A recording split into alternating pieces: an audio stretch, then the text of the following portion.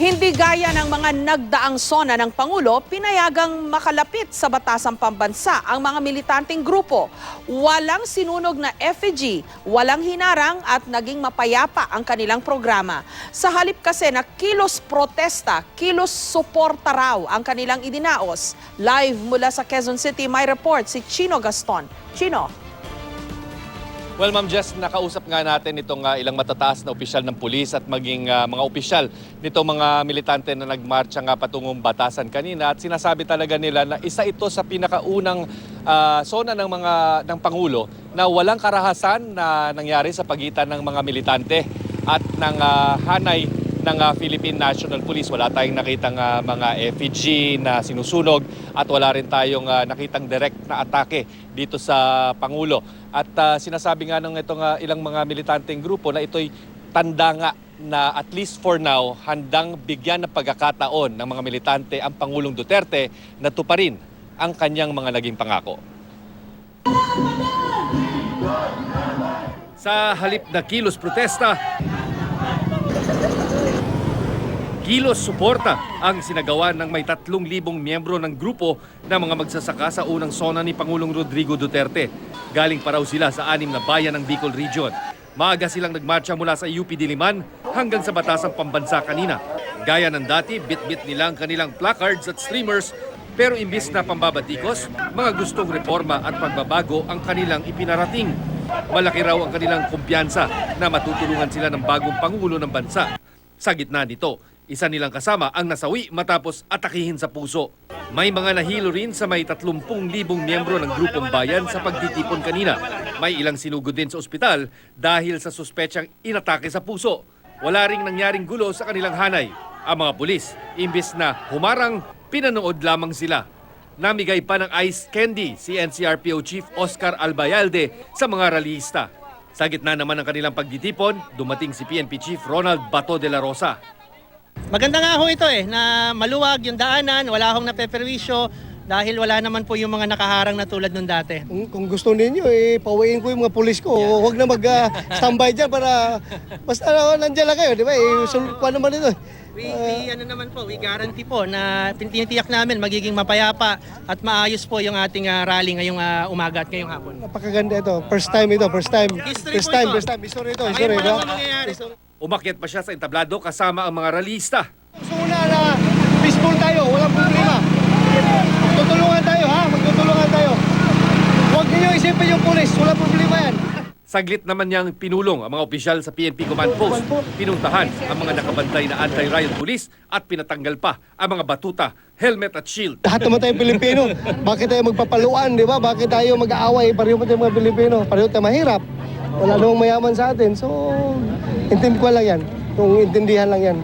Maganda ho na nangyari to kasi ako 1992 pa sumasama na ako sa rally sa Sona. Ngayon pa lang kami makakatungtong sa Batasan Road. First time po talaga to para sa akin. Nakikita kita kayo, nakasmile eh. Ang rallyistang ito na starstruck pa raw nang makita ang PNP chief. Sir, idol talaga kita, sir. Hindi ako makakatulog, hindi ako makakain ng gatik na makita. Uy, kuhaan niyo ako! Sa dami naman ng nakasunod, isang batang vendor ang nadapa habang naglalakad si De La Rosa. Agad siyang tinulungan ni Bato at binigyan pa ng pera. Ha? Walang pera ko eh. Walang pera. Tubig. Bitin lang. Ha?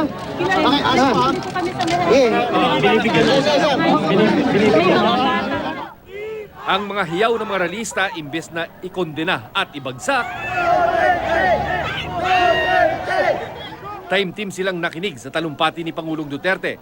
Pinalakpakan nila ang pagdedeklara ng Pangulo ng unilateral ceasefire sa CPP-NPA. Marami raw kasi sa kanila ay biktima ng militarisasyon. Ayon sa grupong bayan, administrasyon lang ang nabago pero hindi ang mga issue na kanilang ipinaglalaban. Nagbago yung administrasyon pero hindi pa rin nagbabago yung mga issues, no? Kahirapan, kagutuman, kawalan ng trabaho, kontraktualisasyon, reforma sa lupa, human rights, no? Independent foreign policy, tsaka yung peace yung kapayapaan, yung May mga grupo ring hindi napigilang ipagsigawan ang pagkabahala sa nagaganap na patayan sa bansa. Well, while we appreciate yung pagsugpo sa kriminalidad, pagsugpo sa droga, no? Hindi naman natin dapat iwalang bahala, no? Yung ating karapatang pantao, no? Yung rule of law at saka yung due process. At bagamat Ma'am Jess, nakikita natin na parang may lumilitaw na informal alliance o informal parang truce itong Administrasyong Duterte at mga militante. Sabi ng mga militante na hindi naman matitigil ang kanilang pagsusulong dito sa mga issue na matagal na nilang hinihingi sa gobyerno, no? Gaya ng problema sa labor contractualization, ang libreng distribution ng lupa sa mga magsasaka, syempre pagtaas na rin ng sahod ng mga manggagawa. At nagbabantay daw sila, no, sa mga susunod na mga linggo kung ano ang magiging kilos ng Duterte administration, kahit pa na nagtalaga na nga, no, sa ilang sensitive departments itong Administrasyong Duterte ng mga cabinet secretary mula sa hanay ng mga militante. So we're talking about the Labor Department, Department of Agrarian Reform, at syempre yung Department of Education. Kasi sinasabi nga ng isang mataas na opisyal ng mga militante na nakausap natin kanina na nandyan sa batasan, ay kahit na meron kang nagtalaga ka ng mga cabsex nga mula sa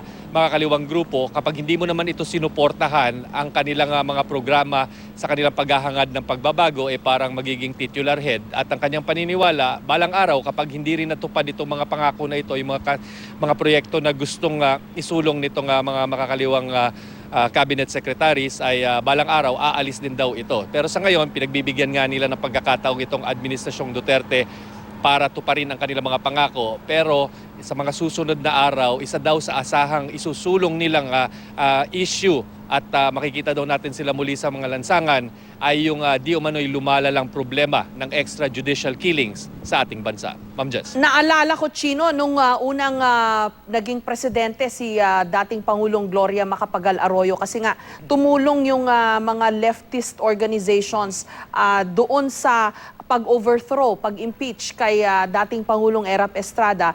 Hindi rin sila critical nung first year, no?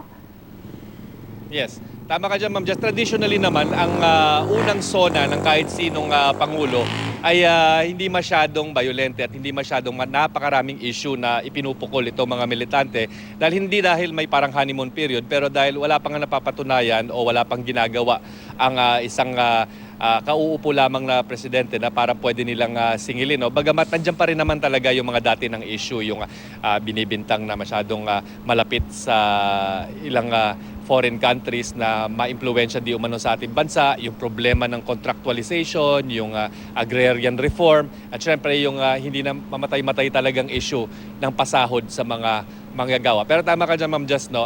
Yung panahon ni Pangulong Arroyo, nung kauupo niya lamang, hindi gaanong masyadong magulo, no, at hindi masyadong madaming batikos sa kanya.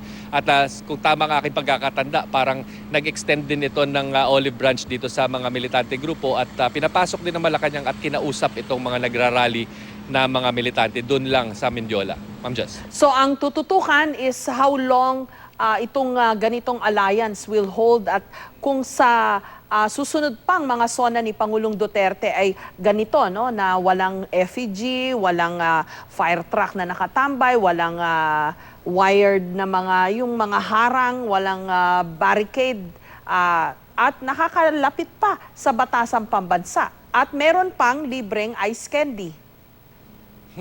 Tama ka dyan, Ma'am Jess, no? Pwede nating tingnan siguro na may mga critics na pwedeng magsabi na parang ano ba to, policy of appeasement dito sa mga makakaliwang grupo. Pero the way I see it is may genuine effort talaga to reach out to these militant groups. And from a political standpoint naman, tama-tama, no? Kasi magsisimulang yung administration, tanggalin mo kaagad itong kumbaga advantage nitong mga bumabatiko sa'yo by giving them yung opportunity na, sige, madami kayong reklamo sa agrarian reform, madami kayong problema sa labor, madami kayong problema na sinasabi tungkol sa agrarian reform. So ngayon, tinanggap na at binigyan nga ng pagkakataon nitong ilang mga matataas na opisyal ng militanteng grupo na manilbihan as cabinet secretary. So in a way, natatanggal yung parang karapatan mo, no, bumatikos, dahil meron kang mga kasamahan na nariyan ngayon na naninilbihan sa administrasyong Duterte. At sabi nga ng isa nating militanteng leader kanina,